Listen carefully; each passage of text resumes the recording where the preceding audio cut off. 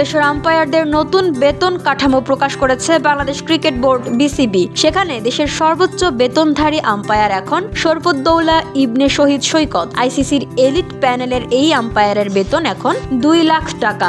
নতুন বেতন কাঠামোয় দেশের শীর্ষ আম্পায়ার সহ নারী আম্পায়ারদেরও বেতনের আওতায় আনা হয়েছে। আন্তর্জাতিক ম্যাচ পরিচালনা করা 5 আম্পায়ার শরফুদ্দৌলা ইবনে শহীদ সৈকত, মাসুদুর রহমান মুকুল, গাজী সুহেল, তানভীর আহমেদ ও মুর্শিদ আলী খান সুমনদের বিভিন্ন গ্রেডে রেখে বেতন চূড়ান্ত করেছে বিসিবি। সবার উপরে A+ ক্যাটাগরিতে আছেন সৈকত, তার বেতন ধরা হয়েছে 2 লাখ টাকা। এই তালিকায় সিনিয়র আম্পায়ার মাসুদুর রহমান মুকুলের বেতন 1 lakh.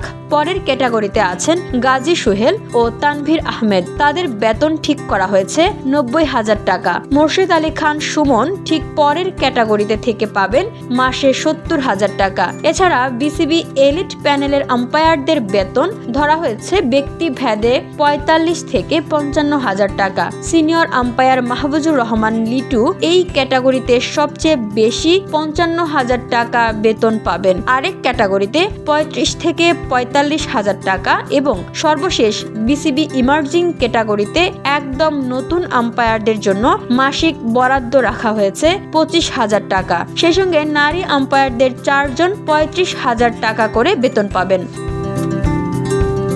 VOD Bangla news desk.